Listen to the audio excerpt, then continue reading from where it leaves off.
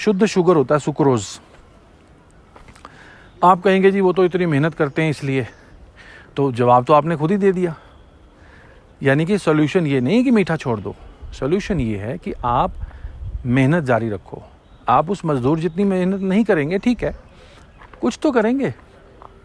तो जिस रेशो में आप मेहनत करेंगे उतनी ही मात्रा में आप मीठा ले लेंगे उस मेहनत को सपोर्ट करने के लिए।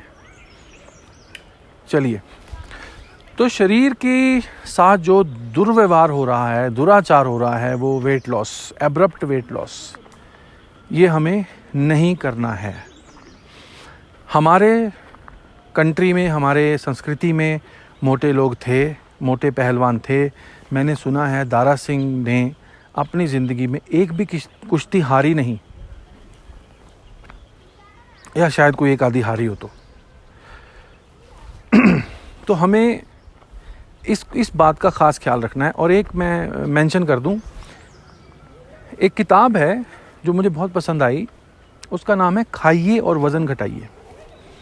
खाइए और वज़न घटाइए। उसकी लेखिका हैं रिजुता दिवेकर। रिजुता दिवेकर मुंबई में बड़े बड़े इंडस्ट्रियलिस्ट लोगों की, बॉलीवुड सेलिब्रिटीज़ की पर्सनल वेट कोच हैं, पर्सनल हेल्थ कोच।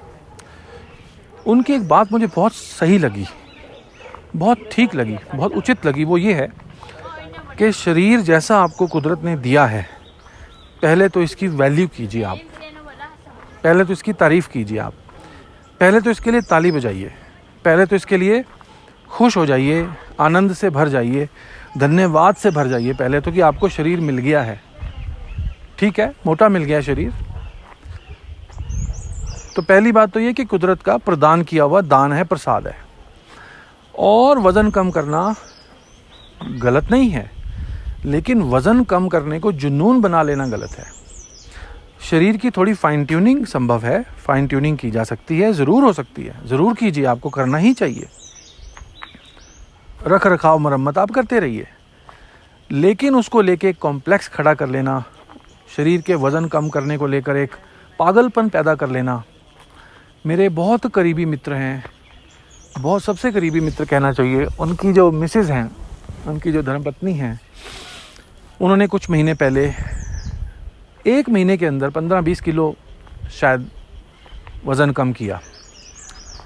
और आज मैं देखता हूँ तो क्योंकि शरीर को पोषक चीज़ें नहीं मिली, तो शरीर का कांति भी कम हो गई।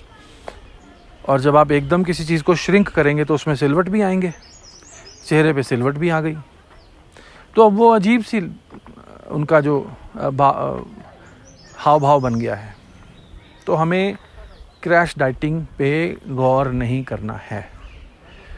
बाकी शरीर को क्या चाहिए, कौन सी चीज़ किस मात्रा में चाहिए, ये बताने के लिए आपके पास डाइटिशियंस हैं, यूट्यूब है, आप ज्ञान पूरा इकट्ठा कर लीजिएगा और उसको इस्तेमाल कर लीजिएगा।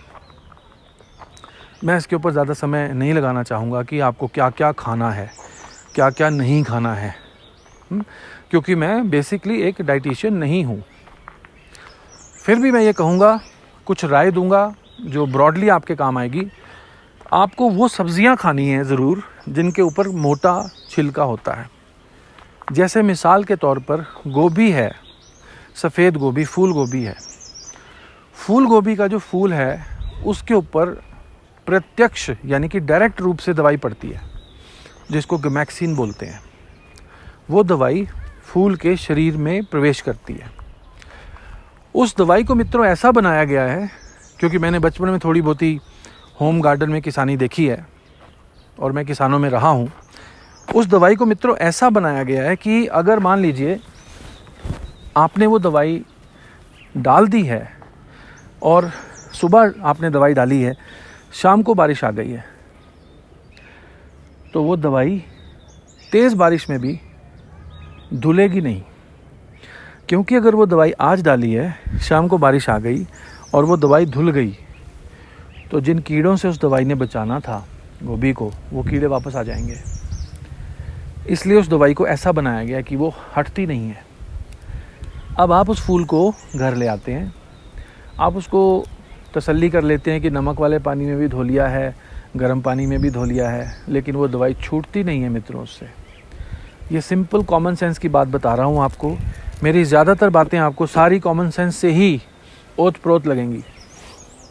मैंने कोई किताबी गूढ़ ज्ञान, गहरा ज्ञान आपको पकड़ाना नहीं है। सिर्फ कॉमन सेंस की, समझदारी की, सहज समझ की बातें करनी है। तो हमें वो सब्जियां और फल नहीं खाने हैं जिनके ऊपर सीधी दवाई गिरती है, जिनके खाने योग्य हिस्से के ऊपर दवाई गिरती हो। इसके अलावा जिनके छिलके पे दवाई गिरती है, बाहरी खोल पे दवाई गिरती है, उसको छील के खाया जा सकता है। उसको भी हम कम से कम 2 घंटे तेज़ नमक वाले पानी में भिगो के रखें, और वो पानी तेज़ गर्म भी हो। सब्ज़ी थोड़ी गल जाएगी, थोड़ी ढीली हो जाएगी, कोई बात नहीं। केमिकल को शरीर में जाने देने से तो फिर भी अच्छा है। और जो सब्ज़ियाँ जिनके ऊपर दवाई सीधी गिरती है, जिनको आपने खाना था और नहीं खा पाए, उनकी कमी आप न्यूट्रास्यूटिकल से पूरी कर सकते हैं। बहुत सारे हेल्थ सप्लीमेंट्स आते हैं, एमवे के सप्लीमेंट्स हैं और कंपनियों के सप्लीमेंट्स हैं जो अच्छी कंपनियां हों। आप किसी अपने डाइटिशियन मित्र से, सियाने मित्र से पूछ लीजिए। अच्छे डाइटिशियन की एक ही पहचान है कि वो क्रैश डाइटिंग नहीं कराता। ऐसा कोई भी डाइटिशियन हो तो आपको ये बता देगा कि जी अब मैं फूल गोभी नहीं खा पा रहा हूँ, तो उसकी जगह मैं कौन सा न्यूट्रास्यूटिकल ले सकता हूँ, ये आप कर लीजिए। बाकी आप जितनी भी कोशिश कर लें, दूध के ज़रिए, पत्तों के ज़रिए, फलों के ज़रिए, अनाज के ज़रिए अपने शरीर में प्रवेश करने वाले केमिकल को 100% तो आप रोक नहीं पाएंगे। तो उसके लिए हम कैंप में, जब भी कैंप करेंगे, क्योंकि शरीर हमारा इतना महत्वपूर्ण है, भीतर की यात्रा का पहला सोपान, सबसे इम्पॉर्टेंट सोपान ही शरीर है, तो हम उसके ऊपर भी काम करेंगे। 3 दिन का कैंप एक ऑर्गेनाइज होगा जल्दी ही, उसकी सूचना आपको देंगे फटाफट। तो जो केमिकल रोका नहीं जा सका शरीर में जाने से, उसके लिए आपको कम से कम 6 महीने में एक बार, हो सके तो 3 महीने में, नहीं तो कम से कम 6 महीने में एक बार डिटॉक्स करना है। उसके ऊपर भी मैं डिटेल में आपको बताऊंगा, वो बहुत ज़रूरी है। इसके अलावा आप क्या खाते हैं, एक और उसके ऊपर मैं एक बिंदु बोल दूं। कितना खाना, उसके ऊपर बिंदु बोल देता हूँ। क्या खाना, क्या नहीं करना, उसके ऊपर मैंने बोल दिया है। कितना खाना पे बोल देता हूँ। ज़्यादातर मित्र हमारे, ज़्यादातर लोग जो हैं वो अपनी आवश्यकता से दुगना खा रहे हैं। आप हैरान हो जाएंगे इस बात से। हमें लगता है कि अगर भोजन कम कर दिया तो हम कमज़ोर हो जाएंगे। ऐसा नहीं है मित्रों, शरीर में बहुत एनर्जी छुपी हुई है। आपने वो कहानी सुनी है ना, रात का समय था, एक मार्केटिंग का बंदा, मार्केटिंग मैनेजर बेचारा पूरे दिन की नौकरी से थका हारा अपने घर जा रहा था। रात हो गई थी, नया शहर था, नए शहर पे सेल्स कॉल पे आया था। उसको समझ नहीं आया कि रास्ते में कब्रिस्तान है। कब्रिस्तान का गेट भी कोई नहीं था, छोटे शहरों में नहीं होते कब्रिस्तान के गेट। एक ताज़ा कब्र खोदी गई थी, मुर्दे को सुबह दफनाना था, शाम को ही कब्र खोदी गई थी। कब्र वो देख नहीं पाया और कब्र में गिर गया। उसने बहुत जोर लगाया बाहर निकलने का, तगड़ा था, जवान उम्र थी, लेकिन बहुत जोर लगाकर भी वो बाहर नहीं निकल पाया।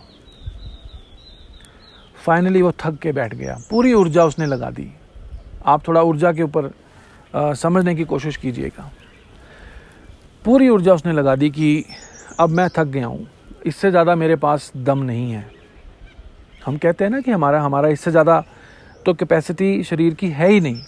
हम एक लाइन मान लेते हैं कि इस रेखा से आगे तो शरीर हमारा कशमकश और मेहनत नहीं कर सकता। उसको मित्रों थक के हार के बैठे हुए 5 ही मिनट हुए थे कि अचानक उसको भूतों जैसी एक आवाज़ आई, जैसे कोई भूत हो, और कदमों की चाप उसकी तरफ ही आती जा रही थी। उसको पक्का यकीन हो गया कि दूर से कोई, और भूतों में वो मानता था, भूतों में वो विश्वास करता था। अब उसको पक्का यकीन हो गया कि मेरा अंत निश्चित है। दूर से कोई भूत कदमों की ताल से आता जा रहा है, मेरे पास आ रहा है।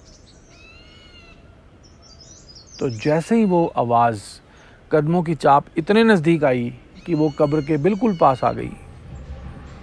अचानक उस मित्र ने जंप किया। कब्र की दीवारों पे किसी तरह से उसको खुद समझ नहीं आया। जब उसको बहुत ज़्यादा दहशत महसूस हुई, दहशत के एक्सट्रीम पॉइंट पे पहुंच के वो 2 सेकंड में कब्र से बाहर हो गया।